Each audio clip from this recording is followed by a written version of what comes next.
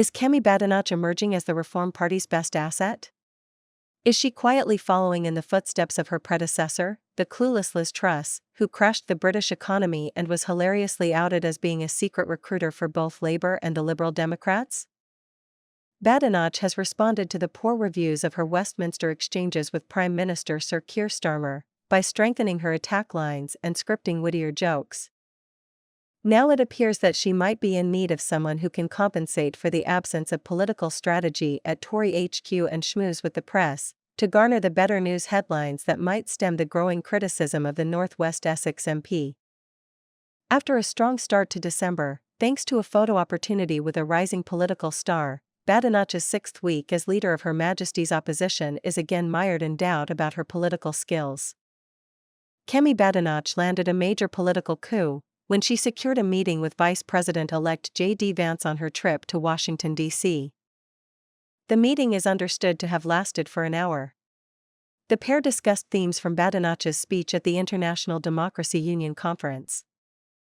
A Badenoch ally said, "JD sees Kemi as one of those on the global right doing the deep thinking about how we reform the state." Readers of the Independent newspaper learned that JD and Kemi are in constant contact. They have met twice in the past year and message each other regularly to discuss common political interests. They are understood to have struck up a good relationship.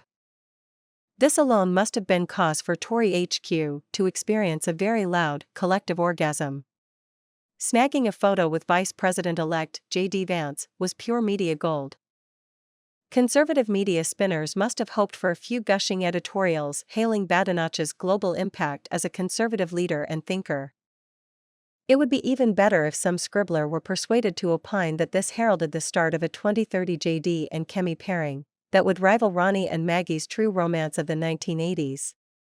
What we got instead was media mischief suggesting a split in Team Trump because the Orange Meister swoons for Nigel Farage.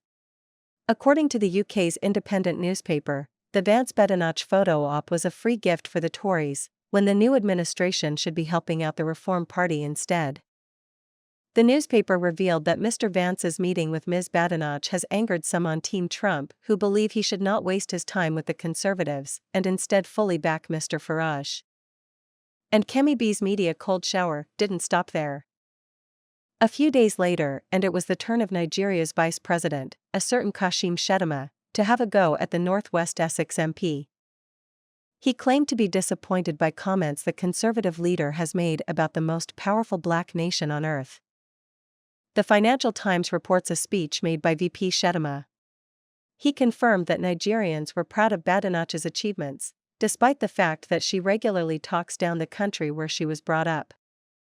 Yes, this is bad form and poor global positioning too, given that by the end of this century, Nigeria will be home to nearly 1 in 4 black people on this planet.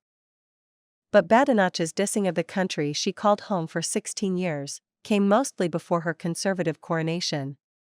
They have prominence now, because Badenoch is a household name. Again, this is where a savvy communications expert could step in and redirect reporters away from their innate mischief. But how could this happen?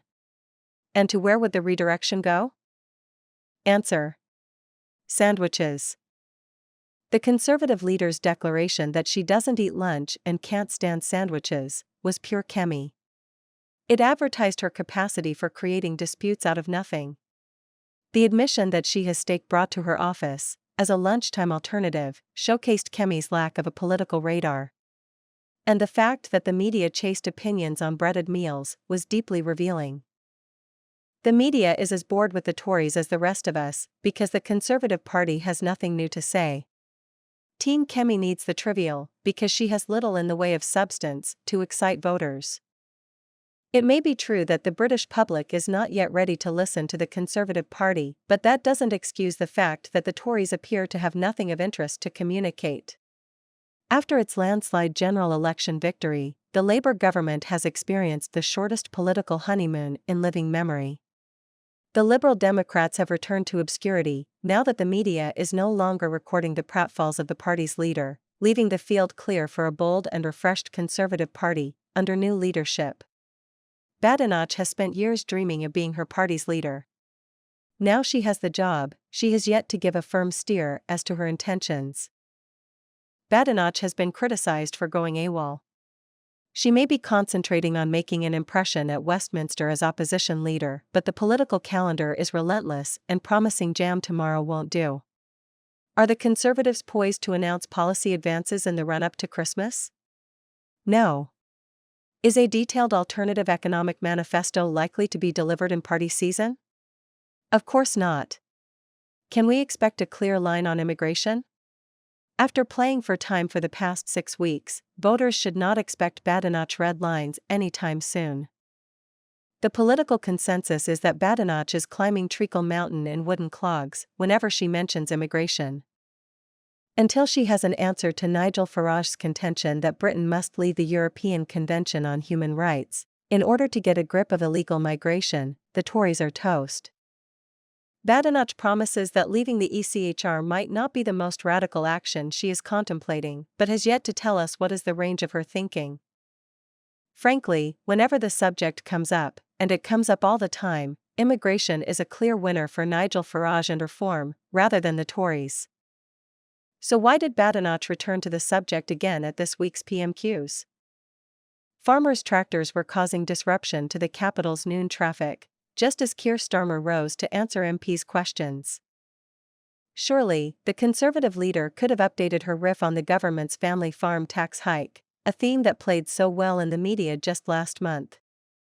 Badenoch could have chosen to set traps for the government on defense spending, or the NHS preparedness for a cold winter, or even rallied pensioners who have lost their winter fuel allowance.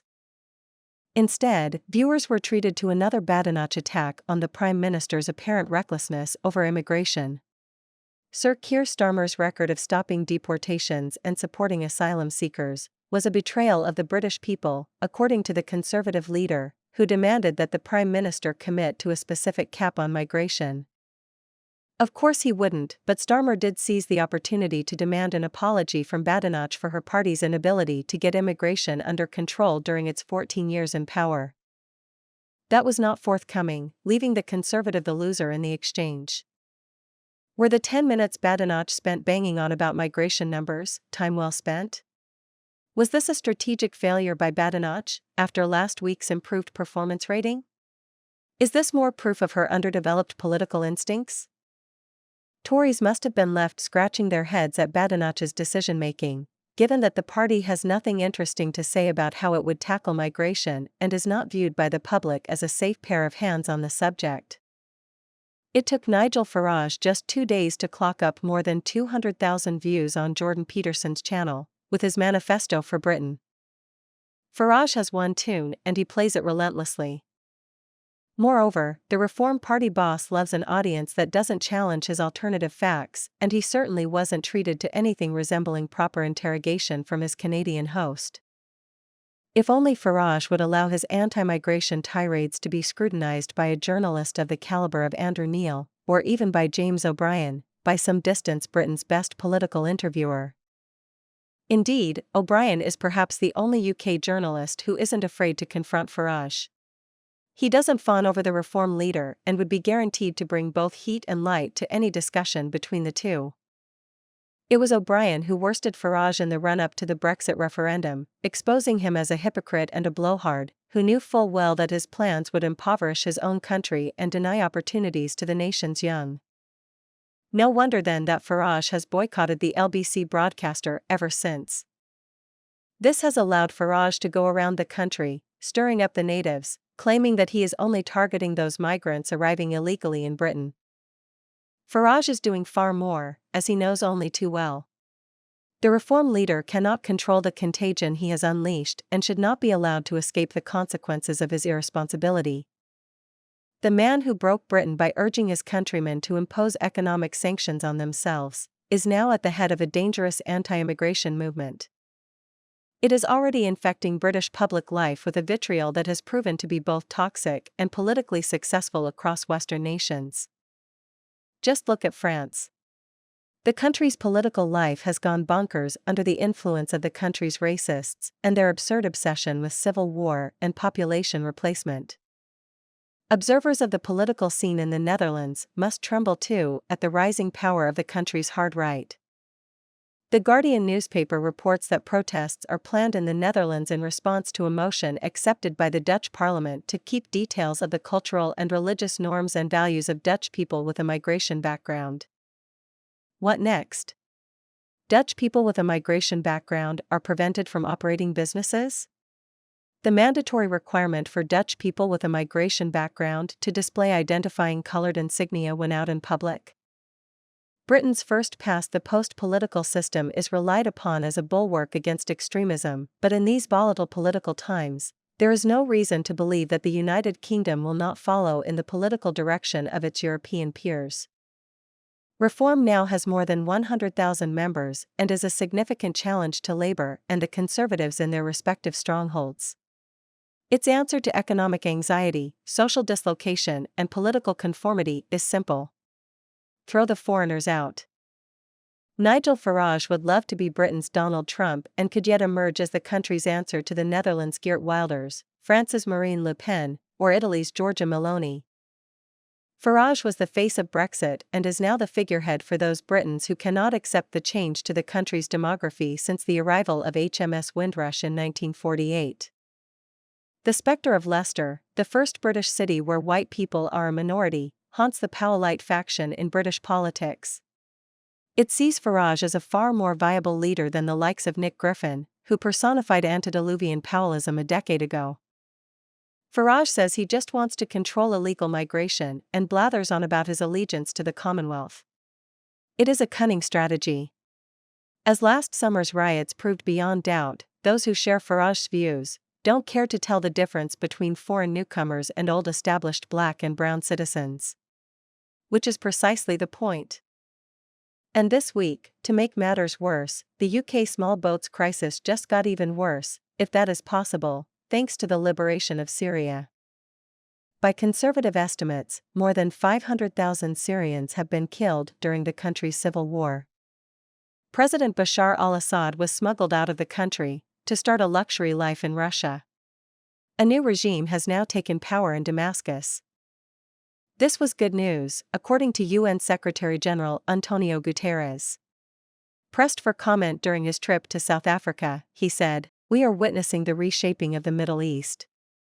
We also see some signs of hope, and signs of hope namely coming from the end of the Syrian dictatorship. What is the betting that in 18 months, those signs, and all that hope will have disappeared? And the Syrian people will not be to blame. It is very probable that Syria will become another Libya, a playground for murderous Islamist factions. Iran, the United States, Israel, France, the UK, and Russia all have reasons to reignite the Syrian quagmire, should political forces be in power who are not under their control." This point was underscored ominously by the Guardian newspaper. It reported that Syria's leading rebel group has named a new prime minister to head the country's transitional government, as outside powers move to shore up their interests, in the wake of the Assad regime's collapse. The Daily Mail provided another acute geopolitical perspective. According to the newspaper, Putin has built up a massive military presence in Syria with an air base in Latakia and a naval facility in Tartus, which is Russia's only Mediterranean naval hub. The Russians also have an estimated 7,000 military personnel on the ground as recently as this summer. Dmitry Peskov, Putin's press secretary, was quoted by the newspaper. "We, of course, maintain contacts with those who are currently controlling the situation in Syria," he said. "This is necessary because our bases are located there, our diplomatic mission is located there and, of course, the issue related to ensuring the security of these facilities is extremely important and of primary significance. If we have learned anything from events in Afghanistan and Iraq, a humanitarian disaster and accelerated emigration are the inevitable consequences of political turmoil. And where will those Syrian refugees of the future be heading? In exactly the same direction as those who previously were lucky enough to escape the war-torn country. First they went to Lebanon and Turkey. Then to Greece and on to Western Europe." In his mind's eye, Nigel Farage can see the flotilla of small boats massing on the French coastline, weighed down by a cargo of military-aged, Muslim men, desperate to reach the realm of His Majesty. It is 2027. The country is 12 months away from a general election, and Reform is already this parliament's by-election winner at Sir Keir's expense. Surely, Farage can see the likelihood of chaos in Syria and the political benefits hurtling towards his party as a result. Does Kemi? Thanks for listening to this podcast. Please like, share and subscribe to our Master's Blankets, as your support really helps us to keep going. We'll be back soon with another episode. Hope you'll join us on the next one.